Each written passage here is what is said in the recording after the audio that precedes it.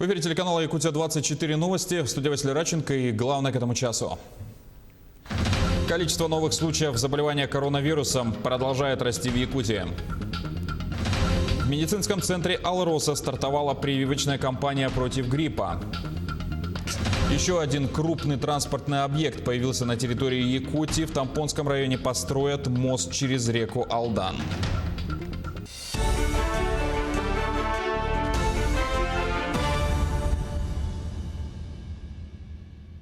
Площадь природных пожаров в республике увеличилась на 5,5 гектаров за сутки. Это произошло за счет возникновения очагов в обслуживаемой зоне. По оперативным данным авиалесоохраны, всего на территории Якутии действует 29 природных пожаров на общей площади, пройденной огнем 612 гектаров. За сутки возникло 8 очагов и 3 ликвидировали. На тушение привлекались 320 человек и 63 единицы техники. Также существует вероятность задымления в 3 населенных пунктах на территории Горного района. Количество новых случаев заболевания коронавирусом продолжает расти в Якутии. За минувшие сутки выявлено 65 заразившихся. В Якутске 32, в Среднеколымском районе 10 случаев, в Мегино-Кангаласском 7, в Мирнинском 5, в Алданском, Амгинском, Татинском, Усть-Алданском по 2, в Вилюйском, Горном и Нерюнгринском районах по 1 случаю заболевания. Еще один человек умер от COVID-19 в регионе. За сутки лаборатории обработали почти 3500 анализов.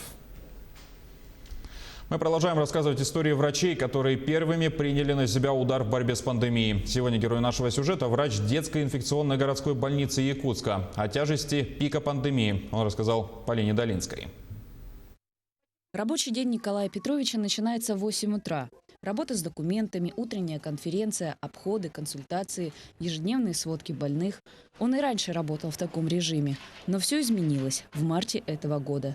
Теперь работать приходится на 2 больницы, а рабочий день может растянуться до 12 часов. Первоначально было развернуты койки и провизорные, и ковидные, они до сих пор работают сейчас. Значит, у нас здесь работа проводится бригадами врачей, медсестер и санитарок. То есть они работают отдельно от нашего основного персонала. Наш основной персонал, то есть наша детская инфекционная больница, находится сейчас по другому адресу. В развернутом в республиканском детском туберкулезном санатории здании на Покровском тракте. То есть мы работаем на 2 фронта. То есть на ковидный, то есть на коронавирус, и отдельно на свои детские инфекционные болезни. В его отделение привозят детей, у которых коронавирус уже выявили или только подозревают. Их гораздо меньше, чем взрослых, и большинство из них инфекцию переносят легко. Но если коронавирус объединяется с другими заболеваниями, имеющимися у ребенка, ситуация усложняется. В любом случае, маленькие пациенты требуют к себе особого подхода. В принципе, дети, они переносят это легче, если им объяснить. Если объяснить, что, в принципе, ничего страшного нет. Если объяснить, то есть с ними общаться хорошо и настроить на правильный лад. Поэтому, по идее, проблем не было. Бывали там мелкие моменты, когда были небольшие непонятки. Это мы все прошли. В принципе, мы сейчас работаем по налаженному ритму.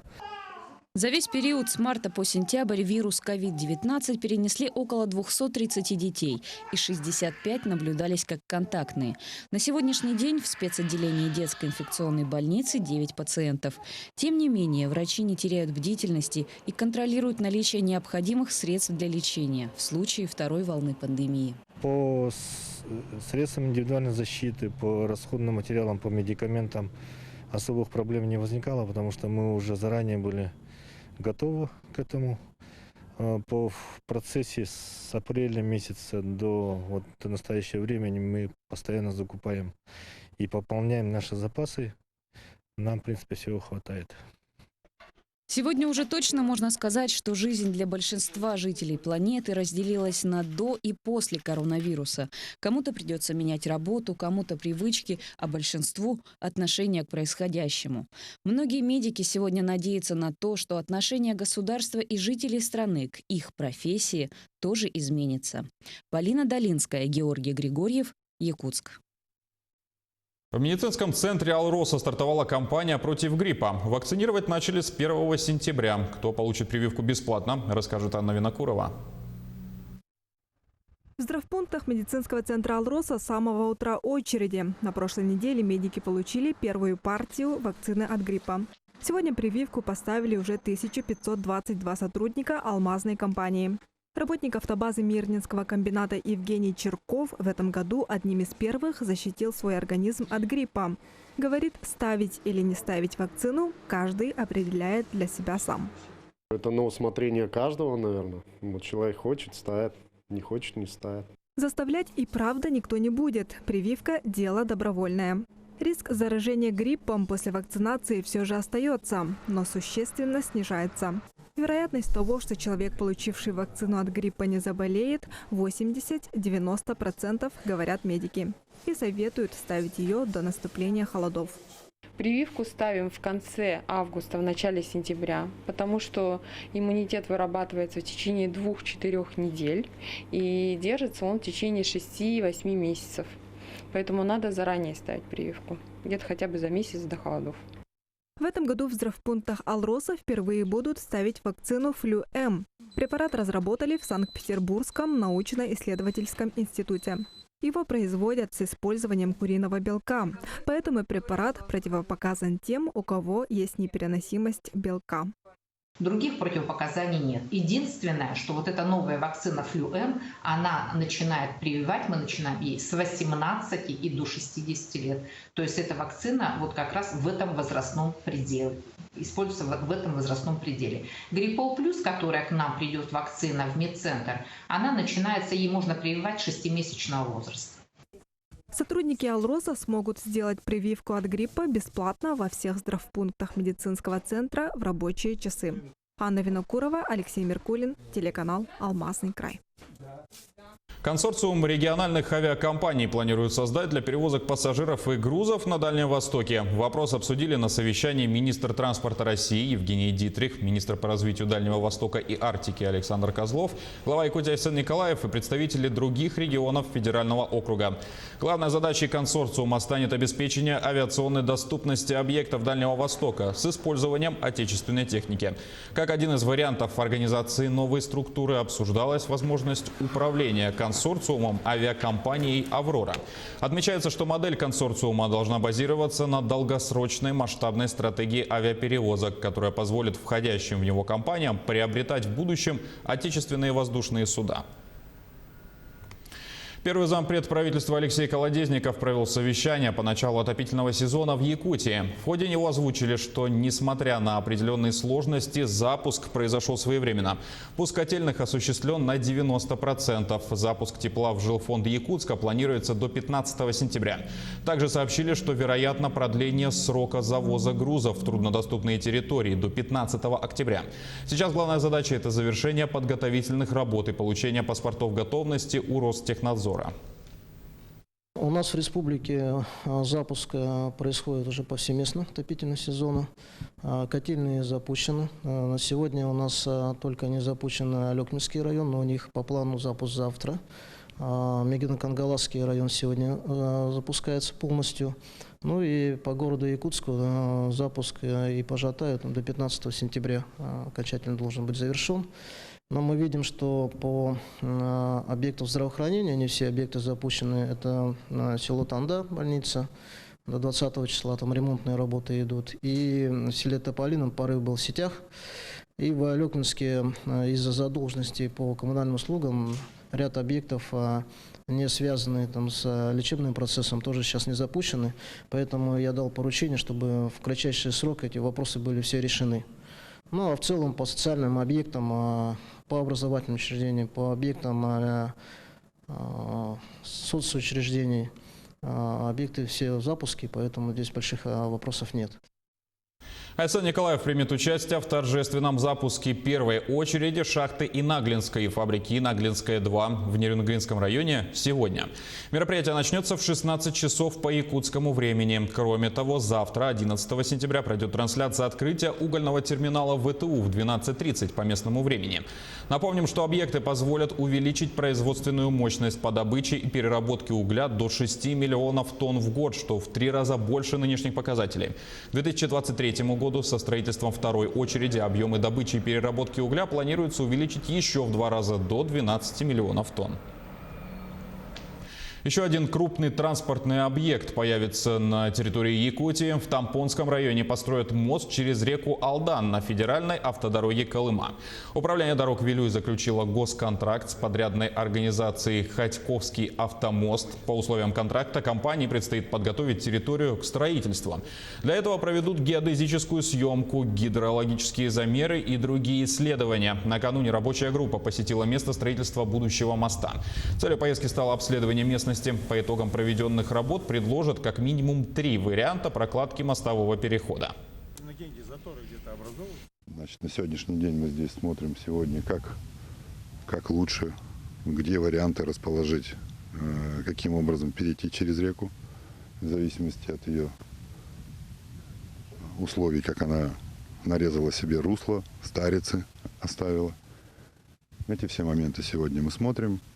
Будет все положено на бумагу, определены стоимости, ориентировочные стоимости строительства. Из этого государственному заказчику будет предложено выбрать один из вариантов перехода, тот, который будет потом впоследствии реализовываться. Смарт-библиотека в 203-м микрорайоне Якутска вновь открыла свои двери для любимых посетителей. Для того, чтобы свести к минимуму контакт между читателями, прием посетителей ведется по предварительной записи. Записаться можно по телефону или электронной почте. Сейчас с нами на связи корреспондент Полина Долинская. Полина, как сейчас организована работа библиотеки? Василий, я тебя приветствую. Как нам рассказали в самой библиотеке, здесь соблюдаются все необходимые меры предосторожности. На входе у посетителей измеряют температуру, также предоставляются дезинфицирующие средства. Книги, которые сдают, проходят необходимый 5-дневный карантин. Для них организована специальная комната, в которой мы сейчас находимся, и только после того, как выйдет карантиновый срок, их снова могут получить следующие читатели. Мария Витальевна, директор централизованной библиотечной системы города Якутска, сейчас нам расскажет, как осуществлялась работа библиотек в период пандемии. Мария Витальевна, здравствуйте. Расскажите, пожалуйста, как вы работали? Здравствуйте. 18 библиотек города Якутска в период пандемии полностью перешли на онлайн-формат работы. То есть уже, сами понимаем, нельзя было прийти в библиотеку, нельзя было выбрать книгу. Да? В прошлом году, еще в 2019 году, мы очень активно освоили социальные сети. И в этом году мы сами себе, можно сказать, сказали спасибо. Потому что мы для каждого филиала организовали социальные сети, особенно в Якутске популярный Инстаграм, конечно же, ВКонтакте, Фейсбук, Ютуб. И вот на примере смарт-библиотеки, где мы сейчас с вами находимся, можно сказать, что все занятия, все мероприятия, которые здесь проходили раньше офлайн, они перешли в онлайн-формат. Это, допустим, клуб или кружок как для детей, так и для взрослых иностранных языков перешел полностью в Zoom. Также занятия для дошкольников по подготовке в школе. Также занятия, касаемые ребят уже школьного возраста, все полностью перешло в онлайн-формат. Было множество прямых эфиров. Мы до сих пор это продолжаем. Буквально вчера у нас был прямой стрим по YouTube с библиотекой Хельсинки. Для нас жительница Хельсинки провела отличную экскурсию по новой библиотеке Оди, самая современная библиотека в мире. И также хочется отметить, что мы не приостановили книговыдачу, но только не в традиционном, вот как сейчас формате, это было в период пандемии, имеется в виду, да, а в электронном. То есть мы выдавали книги на дом абсолютно бесплатно из ресурсов библиотеки Литрес и Национальной библиотеки Республики Саха-Якутия, там, соответственно, на якутском языке. Поэтому мы считаем, что прямо такого большого, конечно, упадка не было, и мы старались поддерживать работу с нашими читателями прям каждый день, каждый час. Расскажите, пожалуйста, сейчас как организовано посещение библиотеки? Сейчас во всех библиотеках, прежде чем прийти, нужно записаться. Это можно сделать как по электронной почте, по телефону, соцсетям, в принципе, неважно, да. Вам определят время, это чтобы не было столпотворения в библиотеке. Читатель приходит, будет замечательно, если он заранее уже выберет книгу, которую он хочет. В каталог у нас единый по всей системе. Если он выберет книгу, а ее нет в библиотеке, она в другой, там в Хатасах, допустим, мы ее привезем ему сюда. Читатель приходит в определенное время, ему, как вы уже сказали, да, измеряет температуру, предлагает дезинфицирующие средства, и дальше уже происходит процедура либо книговыдачи, либо книгосдачи. Поэтому прежде чем, конечно, прийти, лучше, естественно, записаться, чтобы заранее все это отрегулировать. Большое спасибо. Стоит также отметить, что данная библиотека, этот объект построен компании ВИЗ, которая ввела всего 12 социальных объектов в Якутии, в том числе 5 детских садов, 4 школы и 3 объекта культуры. Это смарт-библиотека, в которой мы сейчас находимся, Центр детского творчества, Школа искусств с концертным залом и Дворец культуры на месте старого ДК Гагарина. Для нашей республики данный проект – это продолжение курса, взятого на развитие государственного частного партнерства. На этом у меня все. Василий, передаю тебе слово. Работу смарт-библиотеки в новых условиях осветила Полина Долинская. Полина, спасибо. И на этом пока вся информация. До встречи в следующем часе.